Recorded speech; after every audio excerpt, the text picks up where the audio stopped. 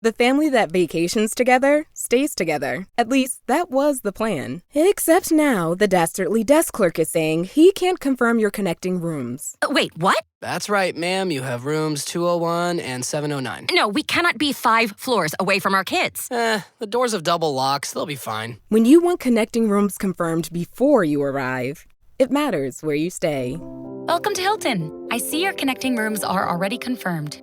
Hilton, for this day. Welcome to Marvelous Disney, the podcast that discusses the most recent doings at one of the more dynamic divisions of the Walt Disney Company, which is, of course, Marvel Entertainment.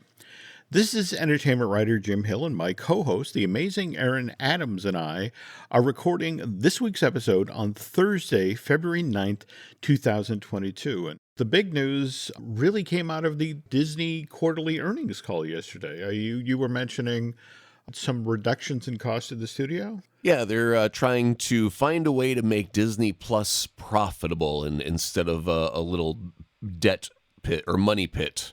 So I guess we'll get to the details of how they plan to make that happen and some amazing number crunching that goes along the way with it as well. Toward that end, of course, you always in an earnings call, you try to be forward-looking. And in this case, what Disney is really looking forward to is Ant-Man and the Wasp: Quantumania. In fact, 1 week from today, the Thursday night preview screenings for the Peyton Reed film will get underway. And Disney seems to think this will do really, really well. Though I didn't put this together, but they deliberately picked launching this film on Friday, February 17th, because that's the Friday of President's Day weekend. How does that connect? These days, it's not just the Friday, Saturday, Sunday of your opening weekend. It's also your Thursday, evening preview screenings.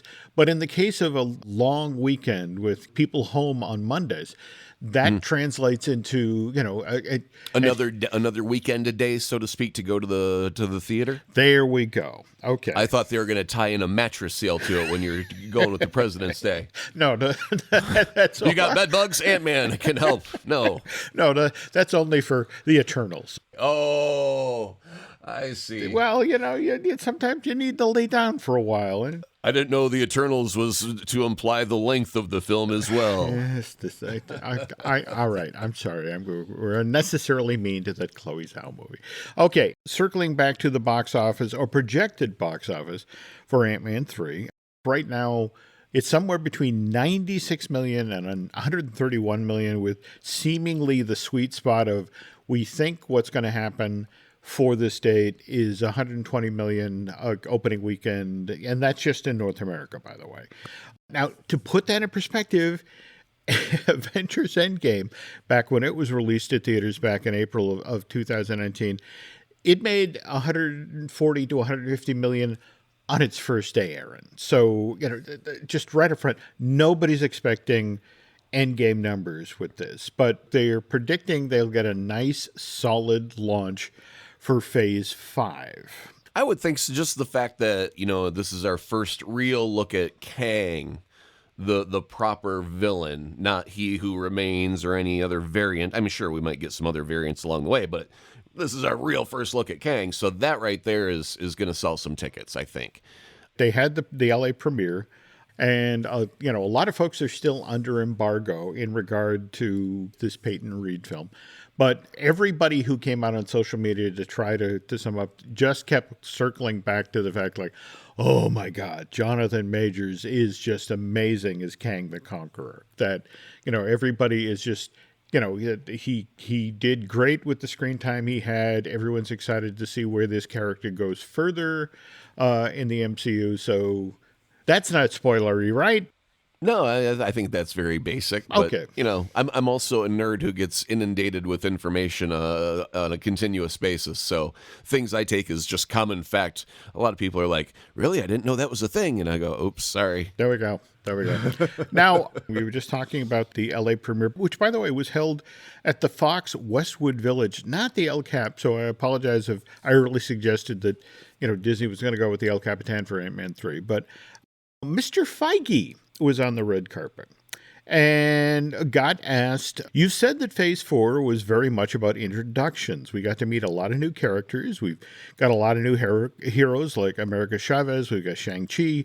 We got so many people coming in. But now Phase 5 is about connecting everybody, right? And Feige goes on to say, absolutely, we wanted the Infinity Saga to feel complete after Endgame and Far From Home. But Phase 4, as I've said, it was all about experimentation, introduction, reintroduction. And we took our time to have fun and play with genres we hadn't played in before and do all sorts of fun things with these characters. Now, as for Phase 5, Kevin went on to say, kicking off Phase 5 will continue that. Like in the Infinity Saga, there will be standalone films within the next 2 phases, but it really is, as you certainly see with Quantumania, heading towards the very, very big picture. And as we've already announced, that big picture will be the Multiverse Saga in a very, very big way. And we'll talk more about the Multiverse Saga. And this story just broke a day or so ago, Aaron, that evidently what we see after the events of Quantumania, where things really go crazy, is Deadpool 3. Did you see that? Well, I mean, if you're going to have Hugh Jackman in it, it's that right there is like, well, yeah, it's got to be a little bit twisted into the side. The thing that is making me wonder about everything in the MCU right now, mutant related, is I'm almost having this feeling that, I mean, we already had, like Namor specifically say that he was a mutant. So we are getting new versions of mutants into our MCU right now. But like the core X-Men, if we're going to have Hugh Jackman come back as Wolverine, I don't think they're going to be in any hurry to recast Hugh Jackman. And I think by the time we do get to, the final multiverse movie, I think we might end up having, Patrick Stewart and James McAvoy both show up in the Multiverse Saga, just because I think they've had the idea of, okay, we brought back 2 different Spider-Men into one our Spider-Man movie, and everybody was on board. Nobody got confused and went, wait a minute, who are those 2 guys? How did they get there? Like, they're in the zeitgeist enough for everybody knows that they exist. So, like, my prediction is that, by the time we do get into this multiverse end scenario, we're going to have all of the old X-Men from Fox kind of make their appearance. You might have some of the old Fantastic Four show up and make their version of an appearance. And then after we get done with that, then they'll start recasting Hugh Jackman's Wolverine, finally. Got it. By the way, you were just mentioning Hugh Jackman, and I don't know how illegal this is, but just the other day, I was over on YouTube, and somebody who was seated in the audience with a phone managed to get all of the Music Man, the Hugh Jackman Sutton Foster revival that just closed on Broadway. And I sat there for an hour or so, sort of wandering through that, and he put in a charming performance. And I guess this was filmed earlier enough in the show that he hadn't yet bulked up to Wolverine size yet. But a lot of fun. Actually, I believe they were using forced perspective. They just put Hugh Jackman further back on the stage. The bigger he got, they just pushed him further and further back. They actually tore out the back wall, and he was in the parking lot singing in the final show there. Yeah. That's funny. Okay. We'll tell you what, folks. We will get further about Quantumania, further about the multiverse later on in today's show. But first, heading into the news segment, and as always, news portion of today's show is brought to you by Storybook Destinations, trusted travel partner of the Jim Hill Media Podcast Network. For a worry-free travel experience every time, please book online at StorybookDestinations.com. Okay, last week's show, we spoke at length about James Gunn and Peter Safran, the pair that Warner Brothers Discovery tapped to be co-chairman and chief executive officers of DC Studios. So these 2 are now supposed to be the Kevin Feiges for DC over at Warner's. And on last week's show, Aaron, you and I talked about what they walked out for Chapter 1 And boy, were DC fans thrilled. Thrilled, I say. Doing cartwheels in the streets they were. Boy, I tell you. James did an interview with Gizmodo earlier this week where he talked about doing that sort of thing where, when you're doing a chapter one, and remember, this is chapter one of where these are movies for theatrical release. These are limited series that will show up on HBO, likewise animated series, and all of them with the idea of pushing forward this new take on the character. And if they're not, then they're just called the Elseworld series, like the upcoming Joker sequel and the Batman 2. Thank you. We did not touch on that on the last show. But James went on to talk about, the thing with a chapter one is you have to tell stories that allow you to tell future stories. And in fact, he talked about, when I did Guardians 1, I had a story in his head about what the potential trilogy might be, that if I got the chance to continue this story, it obviously started with Guardians 1, but where it might go if we got the chance to make a Guardians 3. And he talked about how he learned to do this during his stint at Marvel, at the effect that he said, look, I've been inside a company that did that very well. But James went on to talk about what it was like to actually be inside of a Marvel studio. And I deliberately dug out this quote because I wanted to hear Aaron's thoughts on this, because Aaron has a somewhat, some would say cynical, some would say realistic take on, on how things actually work in the industry. Sure. Okay, but this is what he went to go on to say about Marvel Studios, to the effect of Marvel Studios didn't often have everything completely worked out ahead of time when it came to its films. But they did a lot of things really well, and one of them was not giving up. And I really love that about Kevin. That's Kevin Feige and Lou Esposito and the whole gang over at Marvel Studios. I've seen them turn bad movies into okay movies into good movies, and good movies into great movies because they do not effing stop. At the same time, that work ethic to relentlessly push to make a film better. Aaron, you and I have talked about the stories that have been kind of bubbling up out of the effects houses all over town that work on these Marvel films about do it again, or, we don't like that scene, or we hope that character's now in the movie, figure this out. And yes, the end result is this series of ridiculously entertaining, interconnected movies, but again, comes at a price.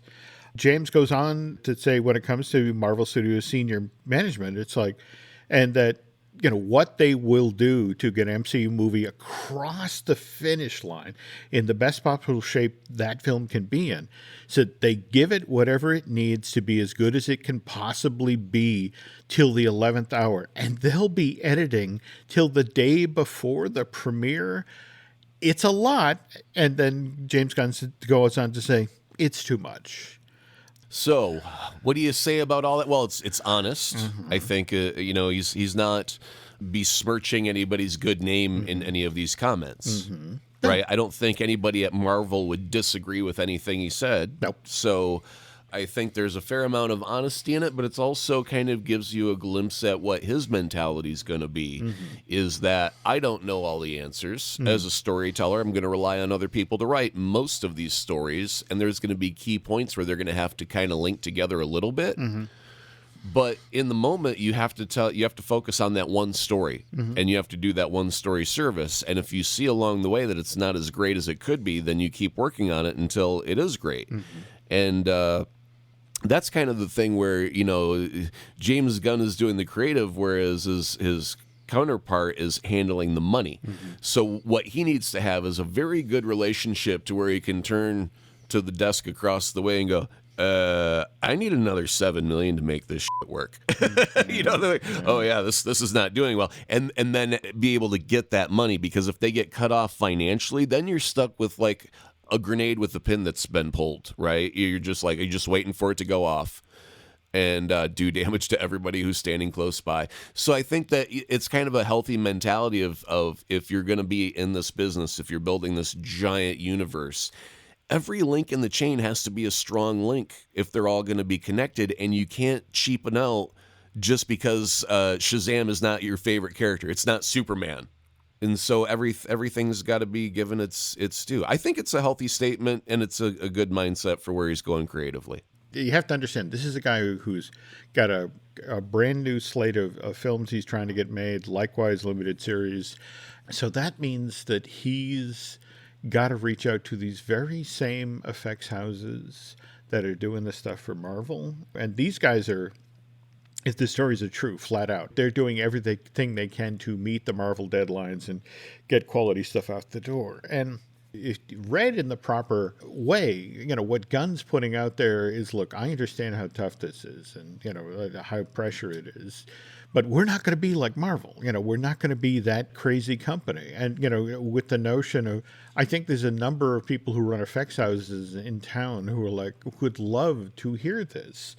And who, you know, potentially, you know, when this new Superman and the new Batmans get going. I don't think that's going to last, that whole notion of, because the thing that you're kind of pointing to is how he said at the end they'll edit up to the day before, and that's going too far. Yep.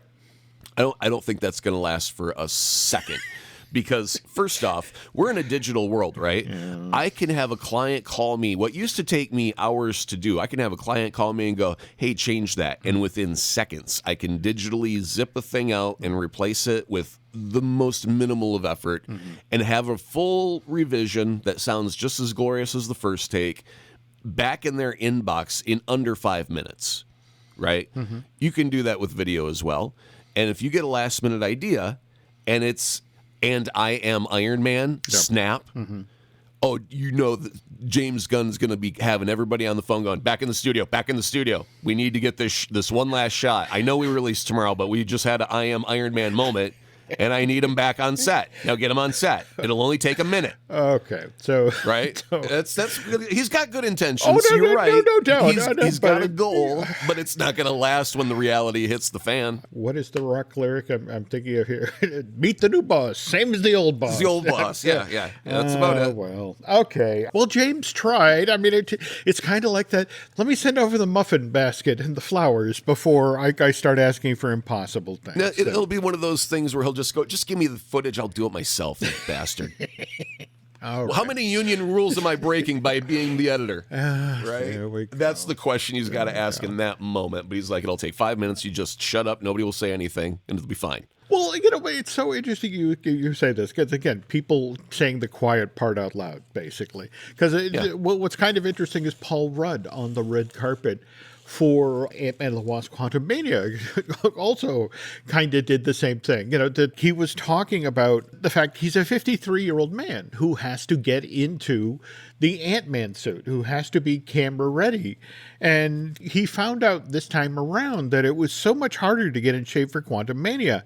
You know, and he was like, I made the first Ant-Man movie back in 2013. It shouldn't be this hard. Suddenly my clothes fit tight, and I thought, oh, this sucks. You know, I can't even wear the pants. And it's like I would work out and eat perfectly, and I'd still look worse than any of the other Avengers. So I just say to myself, well, I might as well eat some cookies. During all of this, and in fact, this is a fascinating week because, remember, we had Black Panther: Wakanda Forever finally debuted in China. I don't know if you saw this past weekend. It was number 3 at the box office there. And also Ant-Man debuted last week on Disney Plus. Just this past week became available as a Blu-ray and a DVD. But at the same time, as Ant-Man 3 is walking out into theaters, here's all of these execs from Marvel on the red carpet talking off the record about, well, yeah, you know, we are already having discussions about Black Panther 3 and Ant-Man 4. We kind of alluded to this at the top of the show. In yesterday's earnings call, Disney revealed that we have sequels in the work for Frozen. That's going to be Frozen 3, Toy Story 5, and Zootopia 2. But at the same time, Aaron, you were, a friend of the show, Jim Schul, was mentioning how much are they looking for to do for a cost savings or a reduction at the studio? Well, they're going to be trimming $3 billion in content creation. And so that sounds like a massive amount. You're like, wow, $3 billion. We're not even going to have a Marvel or a Star Wars thing because that's so much money. And then they go, oh, but we're still spending a little over $30 billion to create content. So it would be like, oh, so you're going to spend like 35, now you're spending 32. Well, that's like you got rid of craft services then. You know, it's barely anything. It really makes me wonder, like, what are you truly getting rid of? Because I don't think that they're going to cut out on Marvel or Star Wars content. You know, Pixar only gets so much that they get to put out per year, so I don't see a cut coming there. It's like, what are you really gonna stop making? And it could be some of the documentaries. I don't know how well the documentaries do. I know that you and I both enjoy them, and, you know, Drew Taylor enjoys them, but we're the geeks on the fringe that like to know how everything is made. And most average people don't. Toward that end, the latest Assembled about the making of Black Panther Wakanda Forever just bubbled up at Disney Plus. So would those be the things that go away if they only get, like, you know, a 1% of the Marvel audience watches those? Are those the things that go away? I don't honestly know. I mean, we are in such a weird space right now. But when you talk with people in the industry right now, I mean, for example, Barry Diller just yesterday in Los Angeles Magazine, they released a story. And Barry Diller used to be the head of Paramount Studios. And he was talking about the fact that given what's going on with the box office, given that the theatrical experience, the exhibitors are under so much pressure. I mean, you must have seen the story earlier this week about AMC is now going to sell the really good seats. Yeah, like where the sound is perfectly balanced on each side, and you get the central view. You now have to pay a premium, which is like, well, that sealed the death knell for me. For like, I'll just stay home then, because I'm not going to do a shitty seat, and I'm not going to pay extra to sit in a good spot where, you know, that's well, but see, this is the thing. Barry was talking about the fact that if you do that, if you know, and at a time when, you know, it's post-pandemic and the theater-going experience got derailed, he was talking about this in the context of the Academy Awards, where the ratings for the television show, the actual broadcast of the Academy Award, have cratered. But the hard reality is that nobody is tuning into the Academy Awards anymore to see whether or not the movie that they love, that they went to the theaters to see, is going to win the award.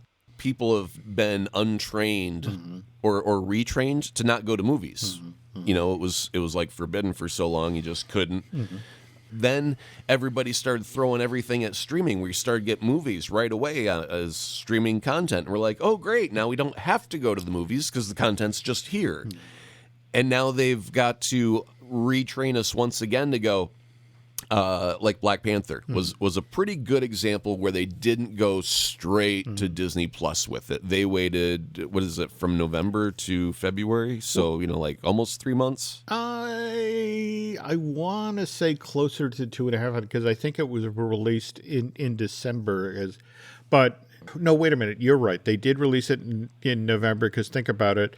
Avatar, you know, they had to, you know, make sure that clear the runway for Avatar to have a landing spot. You know. But the thing is, you know, when you're looking at the overall numbers for something like Disney Plus, we'd been hearing that they had a $1 billion debt, which seemed like a whole lot. You're like, oh wow, $1 billion hole that you've created with that. But then you realize that they've been spending, you know, almost $35 billion to create stuff, and you're only off by $1 billion. Doesn't seem like that much. So to trim $3 billion out of this year's, you know, creative content budget, well, voila, you're suddenly at a $2 billion, you know, positive number on that, and now you're generating revenue, which is great. The things that they have to worry about are, do you remember how they had low expectations for their subscriber numbers, and then they did really, really well?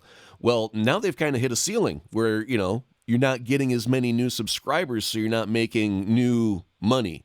So if you're not making new, fresh money, you gotta, you know, find a way to cut costs somewhere. And the other thing that they're looking at was licensing some of their content out elsewhere, kind of like how they did with, you know, Marvel's Daredevil went over to Netflix for that little bit. Yep. I don't see them doing that with Star Wars or with Marvel properties, unless maybe it's animated. Because I can see that going over to a Cartoon Network type thing where they're like, hey, a couple $1 million gets you this Clone Wars thing.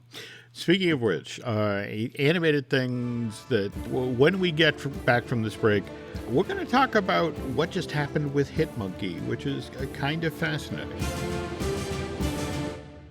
Every Who down in Who Newville liked the holidays a ton. But where to get great prices on gifts, they had no idea. None. They searched and they searched for great gifts under $25. Gifts for spouses and friends and even their toddlers. When suddenly one Who shouted, Walmart has what you want, knowing they have Lego, Tree Hut, and low prices to flaunt. So they enjoy the holiday season as Who's often do. Cheering and shouting, Walmart has incredible gifts. Who knew? Find gifts they'll love under $25 at Walmart. The detective said missing kids usually come home. What happens when they don't? Based on a true story. Police looking for John Gacy. We discovered bodies. By the looks of it, they're younger men. The things he did to those kids. He's sick. The system failed these families. Devil in Disguise, John Wayne Gacy. Streaming now, only on Peacock. Do you know how many there are? Up to you to find out. This episode is brought to you by LifeLock. It's Cybersecurity Awareness Month, and LifeLock has tips to protect your identity. Use strong passwords, set up multi-factor authentication, report phishing, and update the software on your devices. And for comprehensive identity protection, let LifeLock alert you to suspicious uses of your personal information. LifeLock also fixes identity theft, guaranteed or your money back. Stay smart, safe, and protected with a 30-day free trial at LifeLock.com/podcast. Terms apply. Mentioned we're going to talk about Hitmonkey, but first, just a little bit more about Ant-Man and the Wasp: Quantumania. And again, we mentioned about the folks who got to see the film, who are limited by the embargo. But a lot of them went on social media, were very enthusiastic, but wanted people to go in with the right mindset for Quantumania. And they just wanted people to know that don't go into this necessarily thinking about it as a Marvel film, but rather if you go in with the notion of you're about to go see a big, goofy Star Wars-like movie, you will have a great time. Yeah, I was hearing that comparison. It's like Marvel just dipped into the Star Wars universe for a bit. The only reason I think that they're really leaning in that as a descriptor is because, well, if you're going into the quantum realm, it's going to look goofy. It's got to look unlike anything on Earth. There's no lakes, there's no trees, right? No grass. Yep. So it's got to look otherworldly. And as soon as you start thinking like that, it's just like, well, what else is super successful that I could say as an equation to anybody on the planet? It's kind of like this. And you go, Star Wars had lots of different worlds that were wild and varied, and different species of creatures that are kind of humanoid but different. Mm-hmm. And I think that's the quickest shorthand anybody on Earth could come up with. Like, yeah, kind of like Star Wars, but different. With Marvel, like chocolate and peanut butter. It's really tasty. You'll love it. You'll love it. Try it, Bob. Try it. Okay. It's for kids. All right. Exactly. Yeah. Anyway, just managing expectations without giving anything away. The other thing that did come out of folks on social media is we have one mid-credit scene and one end-credit scene. But again, this is their introduction to the multiverse, and things are supposed to really blow up in Deadpool 3. And toward that end, what I'm being told by friends at Marvel Studio is this Deadpool 3 is the nexus point. But evidently with Deadpool, the doors really blow open. And what I keep hearing is Loki, particularly from the TVA Loki, which I think is a fascinating idea. I really love the idea of Ryan Reynolds and Hugh Jackman being, Hiddleston, right? The Tom Hiddleston, doing Loki. Well, that would be, we have not yet had a legit connection to Deadpool in the proper MCU as we know it today. It's always been tied to the Fox universe of X-Men and such. So they need a proper connection if they're going to do it. And I think, Loki's a good choice if this whole multiverse is going haywire. why not let that be the point where everything collides and goes nuts for a couple hours? Yeah, I mean, if there's a way to do this, and notion that we're already got Hugh Jackman teaming up with Ryan Reynolds, and the notion of Tom Hiddleston, sure, what the hell? Anyway, we talked about Hit Monkey, which, remember, this was an animated series that debuted on Hulu back in November of 2001. Hit Monkey just got renewed for a second. What? Well, here's the thing. It got renewed for a second season of Hulu. Only the Marvel branding is being stripped off of this thing. And I'm not entirely sure how to feel about that, though, given what you just suggested on the first half of today's show, to the effect of, if Disney is looking to, license things away to other people. But Hulu, they own the majority of Hulu, so it's not like they're going to license to themselves. I wonder if this is a trial balloon.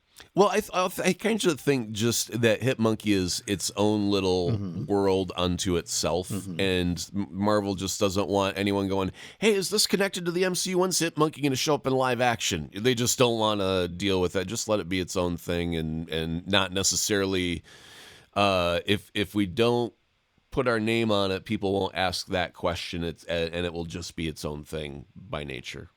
Aaron may have just hit upon it. Sometimes the simplest explanation is the right explanation. I mean, I wouldn't call it right. That's just a hypothesis. Okay. Well, likewise, though, the fact that Spider-Man is now making appearances on board the Disney Wish inside of that ship's Worlds of Marvel restaurant. Remember, this is the one where Ant-Man and the Wasp shows up and they parade the giant food through the restaurant and all that. How did Spidey thwip out to the boat? That's what I want to know. Well, there we go. I mean, it's just sort of like he's there because people want to see him. Well, sure. Spider-Man's the most popular character and Iron Man's number 2, right? No, Iron Man was like way down. Used to be very not as popular as he was like 5th or 6th or whatever. I want to say Captain America. Well, I don't remember, but there used to be like a ranking, and Iron Man I want to say was like number 6. If you talk with the folks at the Disney parks, evidently it's the notion of why do we have so many Iron Man attractions? It's like, well, it's Robert Downey Jr. The films are ridiculously popular. People want to see this character, so that's why we. Yeah, well, no, it was like almost risky when Marvel said the first movie we're going to do is Iron Man, and like all the Marvel fans are like, okay, why? Very true. And speaking of why, I don't mean to wade into politics here, but folks who've been paying attention to the George Santos saga, the gentleman who wound up in the House of Representatives for the state of New York, who turns out basically invented his entire resume. And it's just sort of like, when you find yourself in a hole, stop digging. But did you see the story that leaked this past week where it's like he actually told people that he was one of the producers on the ill-fated Broadway musical Spider-Man Turn Off the Dark? Yeah, why would you just, like, hey, you remember Typhoid Mary? That was me. Well, no, that's exactly. I mean, I guess from a if you I'm trying to hold up my end of the conversation, and right. Like, who the hell's going to double check on that? Oh, you were tied to that piece of shit? Well, yeah, let's not Google IMDb and find out if you actually were. We'll just, because nobody, it's a lie so stupid. Well, that nobody would ever have to check up on it, right? Well, it's so interesting you say that, because evidently Santos, prior to running for elected office, this is back in 2001, was telling people that he was trying to convince to donate to his run for Congress. And Michael Cole, who is the lead producer on Turn Off the Dark, just came out last week to the effect of he had nothing to do with the show. Get a copy of Playbill. His name is nowhere to be found in this thing. And more to the point, why? Why, if you're trying to convince people that I will make good use of your money when I run for Congress, would you associate yourself with a Broadway show that lost $75 million? It's like a boat maker going, that Titanic ship over there. Yeah, I built that. Beautiful boat. You want a boat, by the way? I make them just like that one. I can make you one real quick. Good price. No thanks. Okay. No thanks. All right. But again, thinking of weird things that people do to promote, did you see last week the video pieces and the like that were put out for Look Out for the Little Guy, the biography of Scott Lang? Oh, yeah. Like it actually became a book that they put out. Yeah. But here's the thing. Here's what I don't understand. Okay. It's a legitimate book. It's coming from Hyperion Avenue Press, 256 pages. You can pre-order it right now for $26.99. But it's coming out September 5th of this year. Well, that's because if they would have put it out now, then there'd be leaks and story plot points and such. So, they had to wait because, you know how in the movies when they've got the drug dealers and they've got all the people like blindfolded doing the things naked with the cocaine, the packaging, so they don't steal it. That's how they do the books at Marvel. Everyone's blindfolded and naked so they can't steal any documents or anything, and that's how they make books now. It's a long time because it's really hard to make sure your page numbers are correct when you're blindfolded. But anyway. You leave me with so many images I can't unsee now. I know, right? It's a very specific image. It is. But on the other hand, I think you may actually be onto something here, because I was going along the lines to the effect of, if we go even 6 or 8 weeks out to when the Blu-ray DVD and when this shows up on Disney Plus, it's like I didn't see, what's going to help push sales of this. The movie will be well in the review. Likewise, the Blu-ray, the DVD. But I think you're not wrong. Yeah, but there's tangentially the Leslie Knope book of Pawnee, Indiana. And it's the book that they showed, like, her writing in Parks and Rec about the history of Pawnee. And we love the show, so I ended up getting that book as a gift. And it's written in the voice of Leslie Knope, and it's just as funny as all of Parks and Rec, the TV show is. So I think if you end up just being a fan of Ant-Man, or you know what? Honestly, if you're a prop collector where you just like things that were in a movie, life-size collectibles, there you go. That's one of those things where you can, grab a copy of that and place it next to your $100 Marvel Legends Ant-Man life-size helmet. Seriously, because I've got, the life-size Iron Man helmet, and, I've got a whole bunch of Star Wars helmets, but anytime there's a life-size prop, like my lightsabers, of course they're going to go next to the Luke X-Wing pilot helmet to show off. So, yeah, if you're a collector and that book is in the movie, bam, slap it next to that helmet, and your Ant-Man display just got a little bit cooler. That is an excellent point. Of course, the other thing perhaps we're overlooking here is we've talked previously about all of these Arta books that come a year or more later, and the old cliche of it's got to come on the slow boat from China, because that's where these things are produced. Though, toward that end, I do want to mention a book that I'm really, really looking forward to, that I just learned this past week is Marvel Studios' Werewolf by Night, The Art of the Special. They're actually doing one of these, and it will be hitting store shelves on October 3rd of this year. But I love that they're now doing them not just for the movies and the limited series, but something like this that had such a great look, and just, it's like, ooh, I want to see that movie. I want this book for my collection. So, sometimes we forget that Marvel's a publishing company first. And they really should be making these books like, hand over fist and then package it with the source material. By the way, if you love Werewolf by Night, get a reprint of the original first appearance, and then you're selling, the book and 3 comics or whatever. And I think they've been doing a decent job with that. Like, remember in Moon Knight where there would be these QR codes, and you'd, take a shot at it, and it'd take you to the digital comic of Moon Knight. So, they have been doing a fairly decent job of getting you back to the source material.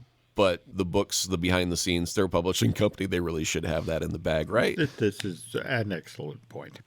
Okay, before we wrap up here, I did want to also feature an update about Jeremy Renner, who, remember, we were talking about, that got injured in that New Year's Day snowplow thing when the snowcat tumbled over him. And they're now he broke 30 bones during that accident, but home now recovering. And well, first of all, he was helping to launch the second season of The Mayor of Kingstown, but just this past week he was doing heavy lifting for the folks over at Disney Plus, because it turns out he's also prior to the accident, shot a series for Disney Plus, a documentary series where the gimmick is that he travels the world and finds a town that needs a very specific vehicle and then gets that vehicle built for them. This is a series that's called, God help us, this is the real name, Aaron,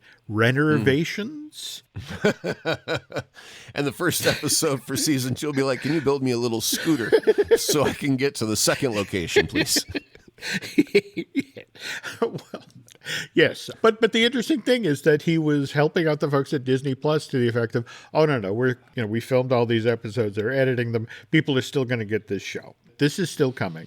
But he talked about that he's done a teaser trailer for Innovations where there's no better way to kick off the new year than giving back to those who need it most. And I think in hindsight, maybe lose the reference to the new year. Just, right. That kind of brings up things.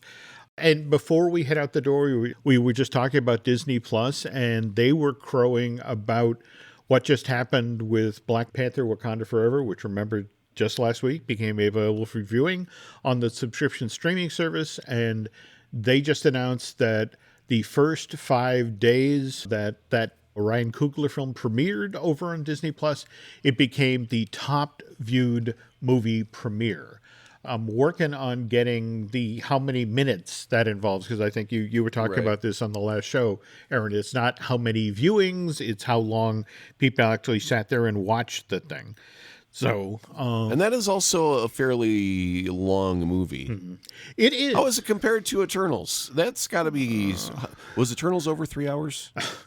Because the Black Panther 2 is like 2:43. So if you're able to sit through Black Panther 2 with no complaints about length, but not Eternals, I think there's actually more going on than just the length. And you truly just did not enjoy something about the Eternals. It didn't grab you. It shook me awake.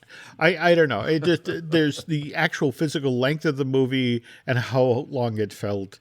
But again, we're piling on. It could just be the number of characters, because it's hard to get to know 12 characters in a 2.5, 3 hour time period where you can understand their motivations. You are not wrong. That. You are not wrong. That's an excellent observation. But again, sometimes perception is reality. And speaking of which, you've been dealing with a lot of perception versus reality with your wonderful new podcast, 32nd Street. That's right. So what's going on over there this week?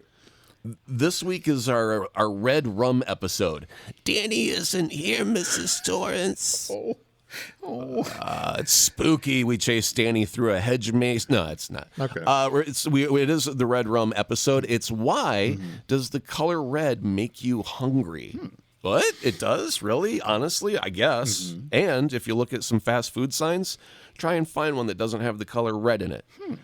And once you start to make the connection that red makes you hungry and all the fast food signs are red, you'll be like, hey, why is this? And Ron and I get into the psychology of why red makes you go num, num, num, num, num, num.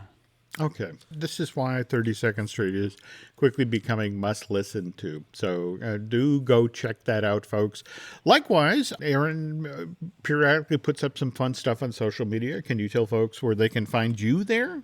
Yes, on Twitter, you can go to @Azaprod, AZAPROD. I just put up a picture from the studio. It's a nice, people say I have a nice rack. Oh, you got to be careful who you say those words to, because I take it as a compliment, and some people slap you if you say it. So, you're making friends left and right here. Okay. Yep. Speaking of social media, you can find me on Twitter and Instagram as Jim Hill Media, and over on Facebook as Jim Hill Media News. Also, Aaron was just plugging his podcast. Want to point out, we have a couple other shows here. We have Disney Dish that I do with Len Testa. We have Fine Tuning, which I do with Drew Taylor. That's animation, news, and history.